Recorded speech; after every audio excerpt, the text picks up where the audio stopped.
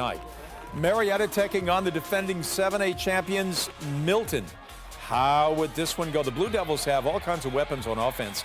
The star in the first half, Kimani Vidal, taking the handoff, bounces outside, gets the score. Next drive, Harrison Bailey looking for Eric Gilbert.